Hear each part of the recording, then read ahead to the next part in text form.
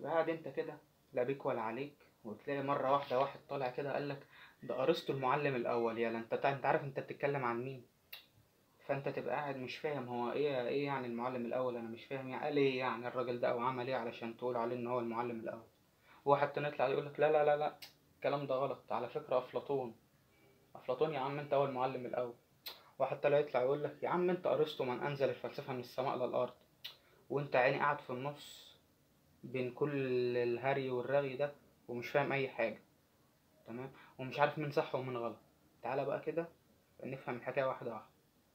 في الاول كده الفيديو ده هيبقى عن ارسطو، مش عاجبك اخرج. ده مبدئيا، بس يعني لو حابب ان انا احكي لك عن باقي الفلاسفة اكتب لي تحت في الكومنتس. تمام. الفيديو ده بعنوان المعلم الاول ارسطو، قولا واحدا. فالناس اللي بتهري كتير ارسطو هو المعلم الاول قبل اي حاجة وكل حاجة. ارسطو اتكلم في حاجات كتير قوي، ما يكفيهاش فيديو واحد بأمانة يعني. فانت لو حابب نعمل فيديوهات تاني او جزء تاني لافكار ارسطو قول لي تحت في الكومنتات. كده كده انا في دماغي ان انا هعمل له فيديو تاني.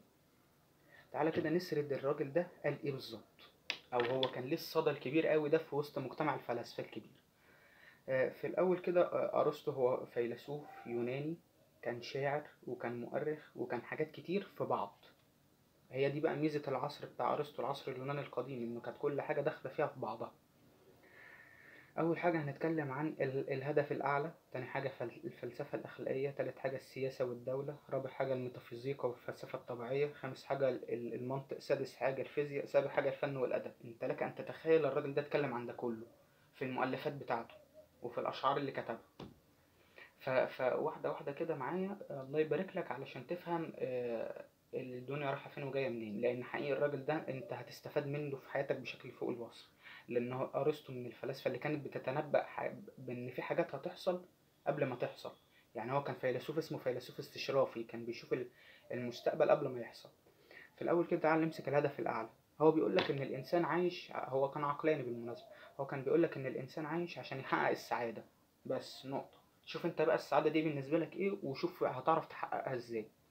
تمام. هو كان بيقول لك ان السعادة هي الهدف الاعلى اللي احنا كلنا بنسعى ان احنا نوصل له. تمام.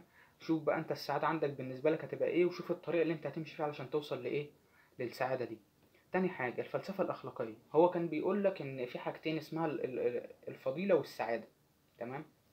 الفضيلة أنت بتعملها على الأرض، السعادة هي حاجة فوق في السماء. تمام. الفضيلة دي انت بتبدأ، يعني الفضيلة هي جسر لبلوغ السعادة دي طبعا بالنسبة لأرسطو وأفكاره. وهسيب لك طبعا المراجع كلها تحت في الديسكريبشن. هو كان بيقول إن الفضيلة دي حاجة أنا بعملها وأنا على الأرض تخليني أو تحاول تقربني من الفضيلة اللي هي أنا أصلا تقربني من السعادة اللي أنا أصلا مش هقدر أوصل لها، لأن هي صعب البلوغ إليها. السعادة، السعادة هي من الحاجات المتسامية عن الإنسان إن هو يقدر يستشفها أو يحسها. تالت حاجة السياسة والدولة. نطبق العدل ازاي؟ اهم سؤال عند ارسطو في السياسه. دي يعني ايه استفتاح كلام كده في الحته دي بالذات، لان هو كان في السياسه كان حد محدد قوي. هو بيقول لك ان احنا مش هنعرف في الدوله آه، نحكمها او نسيطر عليها او نقدر ان احنا نطبق فيها القوانين اللي احنا عايزينها غير لما العدل، لا لازم العدل هو اللي يحكم مش حاجه تاني. تمام. وبالمناسبه هو كان بيتنبأ بوجود اله، دي حاجة تاني كده على جنب خدها ليك انت. بس هو ما سماهوش الله، هو سماه المحرك الأول، دي برضو حاجة تاني. تمام كده. طيب، رابع حاجة الميتافيزيقا وفلسفة الطبيعة. اللي مش عارف بس كلمة ميتافيزيقا يعني ما وراء الطبيعيات. يعني ايه؟ يعني الإلهيات باختصار. الحاجات اللي لها علاقة بالله، والحاجات اللي لها علاقة بالسماء والكون والأرض ومين كده. وإيه هي العلل الأولى وإيه هي العلل الأخيرة، كل ده أرسطو اتكلم عنه. تمام. هو كان بيقول إنه الكون ده بيتغير. طب هو بيتغير ازاي؟ طب هل هو حادث ولا محدث؟ يعني هل في حد عمله ولا هو كون نفسه بنفسه عن طريق المادة؟ ما هو ده طبعا فكر فلسفي يوناني زمان كان بيطرح قدامه. هو كان بيقول ان كل حاجة ليها سبب. تمام. وان وراء الكون في علة اسمها علة غائية. العلة الغائية دي اللي هي بتهتم ان هي توصل لباطن الاشياء وليس لظاهرها. يعني بيقول ان الكون ده بيتحرك. طب هل هو بيحرك نفسه؟ لا، دي علة ظاهرية. لكن لما نيجي نشوف العلة الباطنية هي بتحكي عن ايه او بتتكلم عن ايه، هنلاقي ده في حاجة اسمها المحرك الاول او الصانع الاول زي ما بيقول. اللي هو مين؟ اللي هو الله، هو اللي عمل ده كله، هو اللي خلق كل الحاجات دي، هو اللي بيخلي الحاجة تتطور وتتغير. لكن طبعا في وقتها ما كانش لسه في أديان ظهرت، ما كانش في حاجة متوقعة، فكان بيتقال عليها المحرك الأول. ده طبعا بالنسبة لأرسطو. خامس حاجة المنطق. من هو مؤسس علم المنطق؟ هو أرسطو. الموضوع منتهي، نقطة من أول السطر. مؤسس علم المنطق. ما هو المنطق؟ هو فهم العلاقة ودراستها بين الأفكار وبعضها. تاني، فهم العلاقة ودراستها بين الأفكار وبعضها.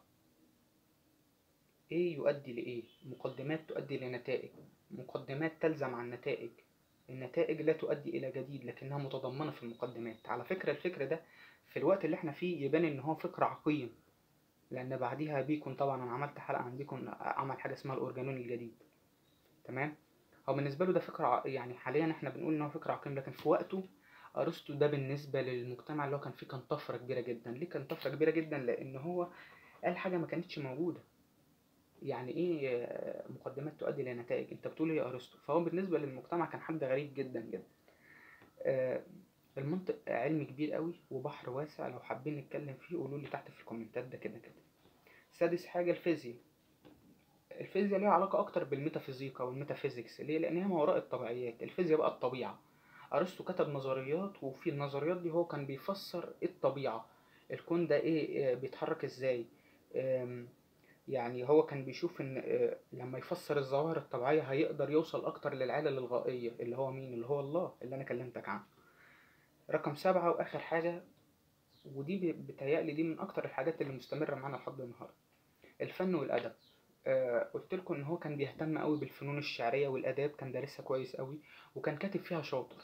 ويمكن من اكتر الحاجات اللي هو كان بيكتبها في الوقت ده هو الشعر والادب. وعلى فكرة بالمناسبة في المجتمعات الغربية وحتى في الشرقية مؤخرا بقت تتعمل المسرحية على شكل مسرحيات. يعني الكتابات بتاعت ارسطو بمختلفها وبمختلف انواعها بقت في شكل مسرحيات. انتوا متخيلين ان واحد آه، في وقته ان هو كان بيكتب حاجات هو مش عارف ان هي ليها قيمة او ليها فايدة، دلوقتي احنا بقينا نستخدمها وبقت هي حاجة مهمة؟ ده معناه ايه؟ ده لو ده اللي دل على حاجة واحدة، ان انت لو مؤمن بحاجة وعارف ان هي صح بتفكيرك، مش مهم اللي حواليك يقولوا عليك صح خالص. مش لازم خالص اللي حواليك يقولوا عليك صح. المفروض ايه؟ انت مؤمن بنفسك، اعمل اللي تعمله، بعد كده هتتقدر بعدين، لكن خليك ماشي في نفس التراك وفي نفس الطريق. انا عارف طولت عليكم، لكن ارسطو فلسفاته كتيرة والمنطق بتاعه اكتر طبعا. لو حابين حلقة تانية عنه اكتبوا لي تحت في الكومنتات. وقبل ما اقول لك المصادر ما تنساش الشير، لايك، سبسكرايب هنا في القناة. وقول لي رأيك في الحلقات، وقول لي حابب ان انا اعمل عن فلاسفة ايه تاني يفيدونا في حياتنا. تعال نراجع تاني كده على السريع. الهدف الأعلى، الفلسفة الأخلاقية، تمام، السياسة والدولة، الميتافيزيقا، المنطق، الفيزياء، الفن والأدب. 7 حاجات بس، 7 بحور بقى انت عايش فيهم. المصادر طبعا للحلقة دي هي أرسطو، الأفكار الرئيسية لجوناثان بارنز، والسياسة لأرسطو، كتاب السياسة لأرسطو من أهم الكتب اللي أنت ممكن تقراها، هتفهمك الدنيا دي حاليا ماشية ازاي أصلا. أنا كده خلصت وبس، سلام، أشوفك الفيديو الجاي.